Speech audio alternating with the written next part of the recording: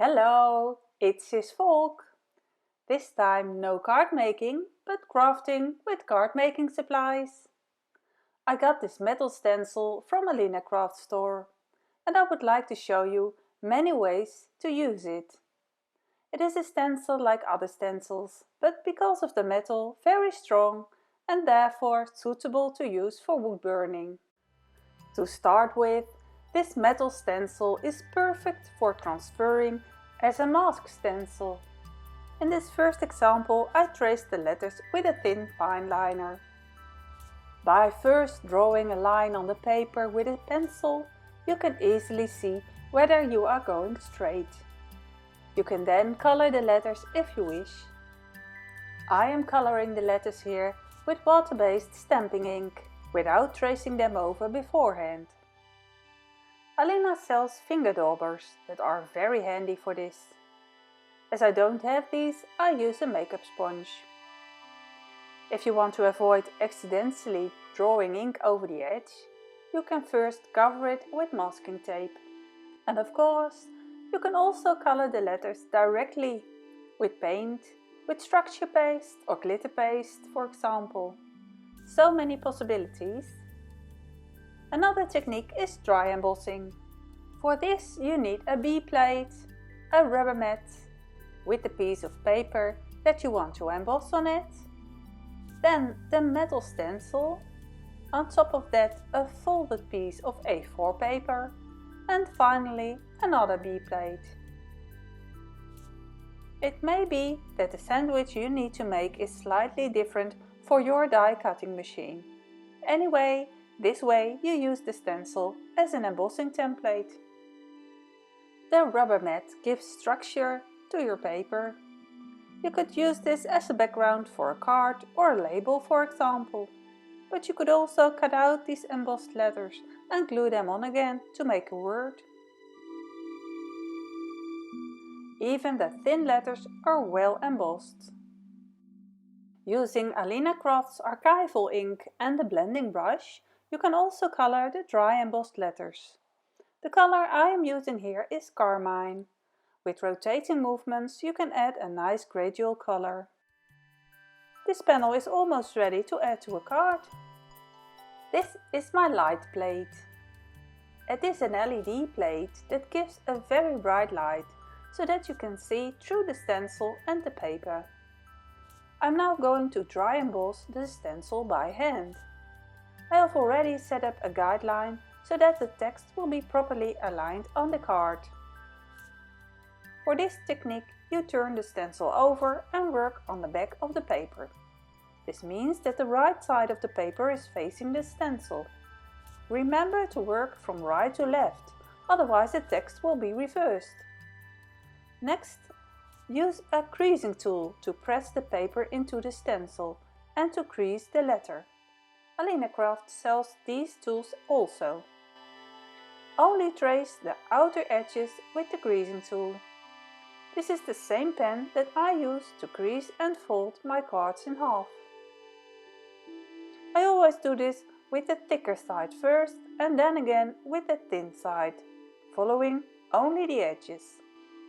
Finally, I trace the entire letter with the bolder side of the tool. Can you imagine that I used such metal stencils a long time ago to make my own wedding cards? I must have made 50 wedding announcements and also 50 tags with our initials and extra embellishments around them. Only there were no embossing machines back then. But I will do it again, because it gives a beautiful effect and it's also very special that it is handmade. I should actually have done it with vellum. That is very beautiful, because vellum turns white when you slightly emboss it.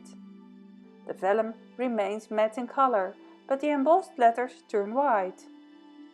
The thin letters are also very easy to emboss in this way. If the tool is a little stiff on the paper, stroke it across your scalp, through your hair. This skin is greasy and makes the tool somewhat smoother to slide over the paper. Funny tips of mine. Now I'm going to work with the wood burner. It is a lot of fun to do. I just won this one from Avec Creative, and so I don't have any experience with it yet. But I do know that it gets really hot and that you can use it in combination with these metal stencils from alinacraft store. To start with, I tried it out on a wooden disc. Of course, I first draw a pencil line, which I can erase later. I trace the letter with the burner. I suspect that my burner is not yet hot enough. It is quite easy. The metal stencil allows you to create sharp lines with beautiful letters. For this second try, I first trace the letters with a pencil and then burn them with the burner. This also works well, but I think this is because the burner is now simply warmer. I do have trouble staying straight, so I prefer to burn the letters using the metal stencil. Now I'm going to work on my project. I have a wooden jewelry box that I want to decorate with the wood burner. I want to burn the word beauty, and I'm calculating a bit how much space that word will take up. It is 6 letters, so it will be about 1 letter wider than the metal stencil. I traced the letters first, just to be sure that they would fit nicely before I started burning them.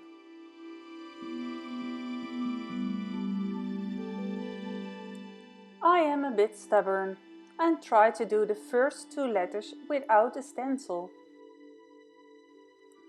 Too bad, it looks a bit shaky. Next, I do the letter A with a metal stencil. This goes much better immediately.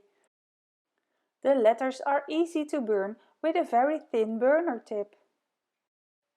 The hardest part is holding the stencil still on the box, and in my case, burning it while the camera is above it, and I want to give you a good view of what I am doing. This part of the video is sped up 6 times. Wood burning is a slow and patient precision job, but I had so much fun doing this. Now that I have finished burning the letters, I want to decorate the box with a nice image. I don't want to overlap the text, so I cover it with a piece of purple tape, painter's tape. You might recognize this stamp. It is a beautiful image of a peacock. I've used it to make several cards and even bookmarks. In the description below this video, I will place the links to the video in which I used this peacock stamp to make a bookmark. I used light grey ink to make a print that I can trace over later with the wood burner. The lid is apparently hollow, but that is not a problem. I will fill in the middle. In the meantime, I wait until the wood burner has warmed up again and I use the thinnest tip. There are quite a few things that you can decorate with a wood burner. How about a coat rack with the names burned into the hooks? Or a nameplate for the door? Or a chopping board, a coaster, a door hanger, keychain or ladle? It's all possible. You can even burn on cork. You could make cork coasters with names or decorations. I do my best to draw the lines, and as long as I rotate the box, this actually goes quite well. Because I'm speeding up the video, it seems like it's all going really fast, but in reality I'm doing it very slowly, so as not to slip and lose control. I'm trying to get a little bit more ink on the box, but it just doesn't quite work. Maybe I could have stamped it without a stamping block and directly from the plastic sheet where the stamp is kept. If you do that, you can also stamp on curved objects, because the thin plastic sheet bends with it, of course. But it's not a problem that not all of the print has been transferred. I will fill it in, following my own idea. I place a few dots here and there and fill in the pattern the way I like it. I also stamp the side of the box. I take the stamp off the clear block for an easier print, and I keep adding feathers until I am happy with the result. Maybe you have experience with wood burning and can see that I am doing something wrong. I would love to hear about it in the comments. For me, it's just a matter of showing how you can use your card crafting tools for other creative purposes as well.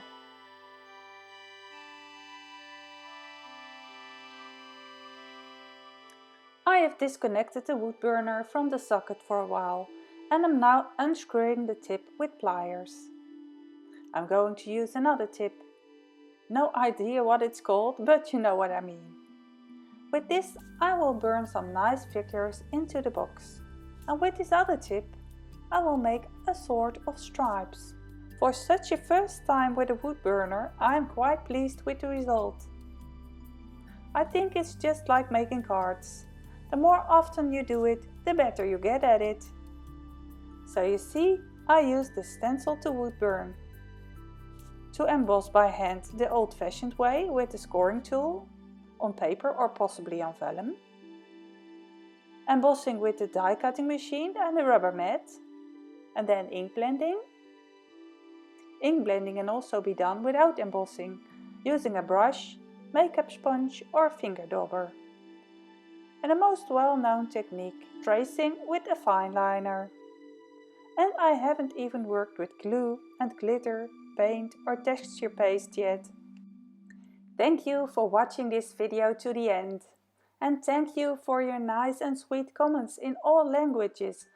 En français, in Duits, in English, en Español en in het Nederlands. Thank you so much. If you like my videos now, please subscribe to my channel Cisvolk and leave a comment here. And also press the bell button so you don't miss my new videos. It would be so nice to reach more people with my videos. All the products I used are included in the description below the video. When you click on any link, you will be redirected to Alina's webshop on AliExpress. I will then get a small commission on your purchases, while it costs you nothing extra. Enjoy your crafting, and I will see you next time. Bye bye!